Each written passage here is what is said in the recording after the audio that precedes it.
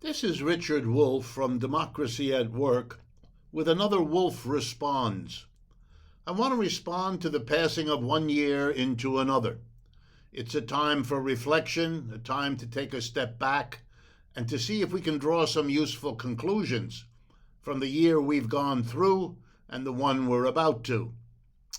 And so I want to say some things that are different from what mainstream media are likely to dare to deal with. I'm going to start with war, partly because the noises of war in the South China Sea and around the Ukraine are once again heating up. But I want to talk about the past wars, the last three that the United States has been involved in: Vietnam, Afghanistan, and Iraq. And I want to drive home a simple point that you all know. The United States has lost all three of those. Yes, we only withdrew from Afghanistan this year, but the war was already lost a while ago. Obama knew it, tried not to face it. Trump knew it, actually faced it a bit more, but not enough. And Biden finally pulled the switch. But it wasn't that Biden lost the war. Biden just recognized what a losing proposition it had become, if it wasn't that all the way through. And the same applies to Iraq, and we all know what happened in Vietnam, even though we pretend otherwise. I want to also talk about something else that came driven home to us this last year, and that is, we didn't learn what we could have and should have learned from the first year of the pandemic. 2020 was a very rough year. We had not only the pandemic exploding on us, but we had an economic crash among the worst in the history of the United States, barely second to the Great Depression, when over half of the labor force in this country was unemployed for some period of time, and for some, the whole period. We weren't prepared for that economic crisis, even though we've gone through them quite a few times. And we weren't prepared for that viral crisis, even though we've gone through viruses also in the last 100 years, also serious ones. And to have them both at the same time could have, should have been a wake-up call, but it didn't work. So here we are with the Omicron variant coming down on us. And what have we got? Not enough tests. We weren't prepared.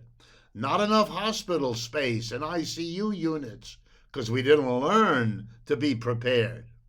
We have an exhausted set of frontline workers, millions of doctors, nurses, orderlies, people helping out by delivering food, delivering medications, all of that. They're quitting in huge numbers. But we know from military history, you've got to replace exhausted folks with fresh ones. We could have trained people to do that, but we didn't. And so we are whining about labor shortages, which we could have and should have been prepared for. You know what the big story here is, the big takeaway? This is a country that no longer can mobilize public and private resources to meet major crises, like having a major public health disaster and an economic crash all at the same time.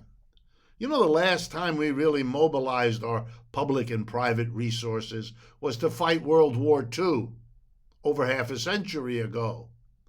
Then we did that. The government took over the railroads. Everybody had to play their assigned role. There was central coordination, and we mobilized and gathered and coordinated public and private resources. That's what we needed this time.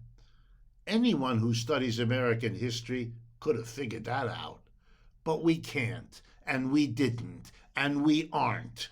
What is going on is a failure to recognize the importance of being able to mobilize and coordinate public and private resources. That's why New Zealand doesn't have the COVID disaster we do. That's why the People's Republic of China doesn't have the COVID deaths that we do or anything close to it, because they have learned, and many other countries have, the need to put together and mobilize public and private. No, instead we have a society torn apart by a kind of religious fundamentalism in economics, that the private is good and appropriate and the public is bad and inefficient.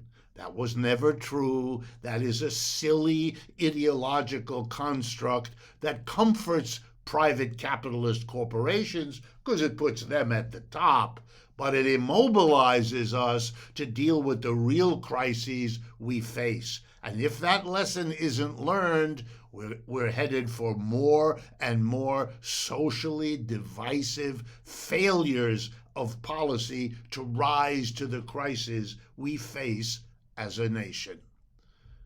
This is Richard Wolff for Democracy at Work, asking if you believe that these kinds of interventions, this video, its message, should be and could be part of the national conversation.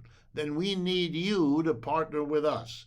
Share these videos with your friends, your neighbors, your relatives. It doesn't really matter. Spread the word. That's what we spend our time doing.